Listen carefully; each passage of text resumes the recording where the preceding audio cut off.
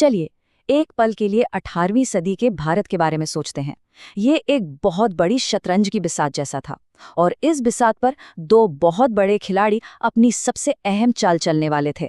एक तरफ थी ब्रिटिश ईस्ट इंडिया कंपनी, जो कहने को तो एक कंपनी थी पर उसके पास अपनी पूरी फौज थी, और दूसरी तरफ था मैसूर का ताकतवर साम्राज्य।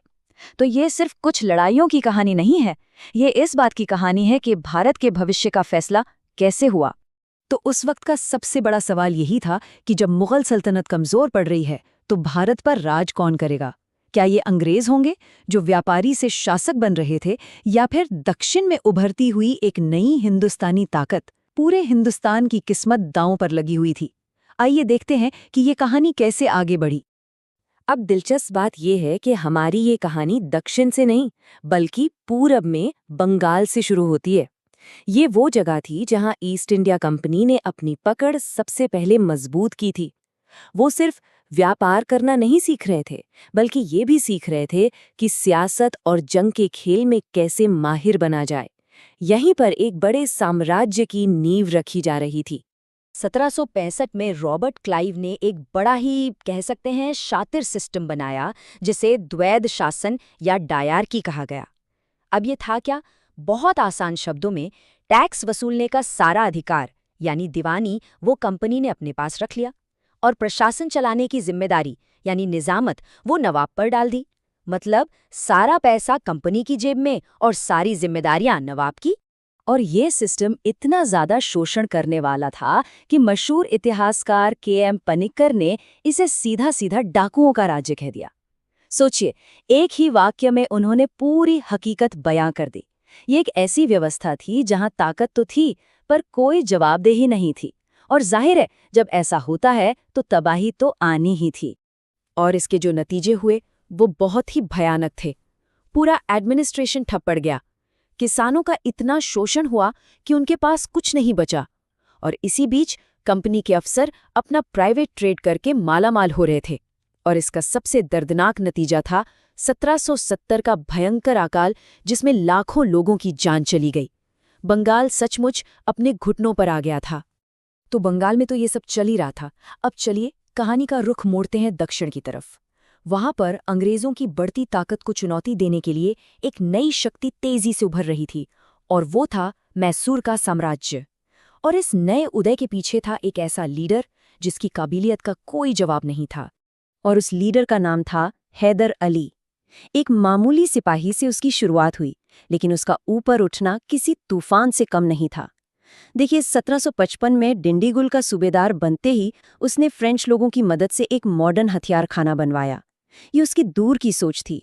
फिर उसने राजनीति का खेल खेला और 1760 में मैसूर के असली पावर सेंटर मंत्री नंजराज को रास्ते से हटा दिया, और बस 1761 तक वो सिपाही खुद मैसूर का राजा बन चुका था।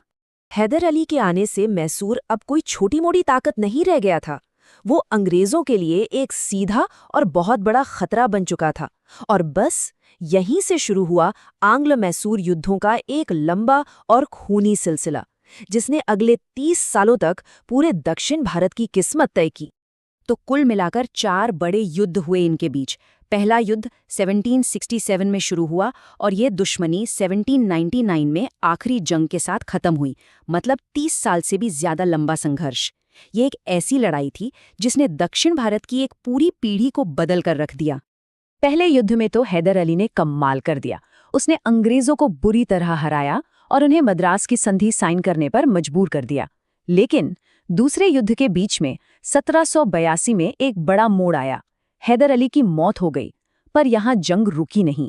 कमान संभाली उसके बेटे टीपू सुल्तान ने। उसने लड़ाई जारी रखी और ये युद्ध मंगलौर की संधि के साथ खत्म हुआ। और बस यहीं से कहानी में एक बिल्कुल नया चैप्टर शुरू होता है। अब मंच पर एंट्री होती है टीपू सुल्तान की, एक ऐसा शासक जो अंग्रेजों के लिए अपने पिता से भी बड़ी चुनौती बनने वाला था।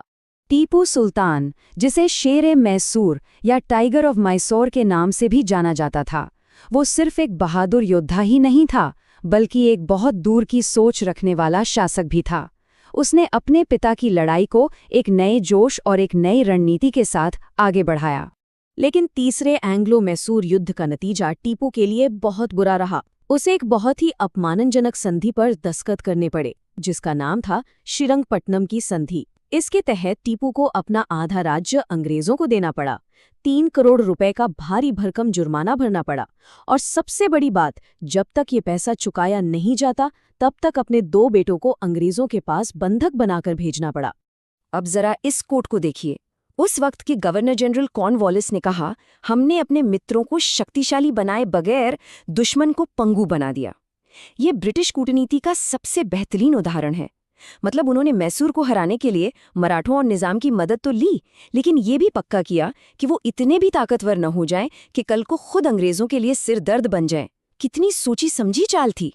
पर इस हार से टीपू का जज्बा खत्म नहीं हुआ था। वो फ्रांस में हुई क्रांति से बहुत प्रेरित था और उसने वहां के जैकोबियन क्लब की मेंबरशिप भी ले ली। उसने अपनी राजधानी श्रीरंगपट्टनम में स्वतंत्रता का वृक्ष भी लगवाया।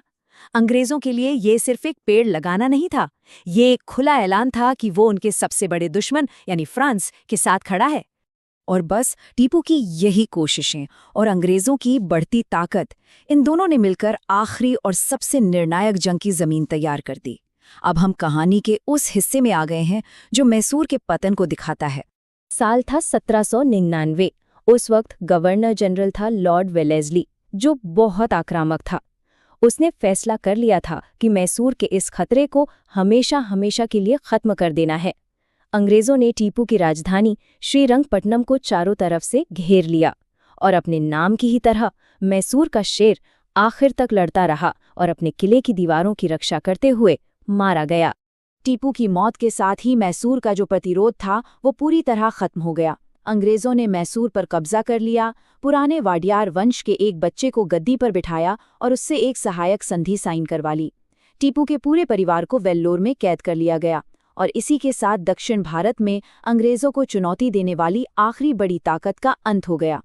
और ये सब कुछ हमें एक बहुत बड़े सवाल पर लाकर खड़ा कर देता है। जरा सोचिए, अगर हैदर अली और टीपू सुल्तान का मैसूर अंग्रेजों को हराने में कामयाब हो जाता, तो क्या आज भारत का नक्शा, भारत का इतिहास कुछ और होता? ये एक ऐसा सवाल है जो हमें इस पूरी लड़ाई के असली मतलब को समझने में मदद करता है।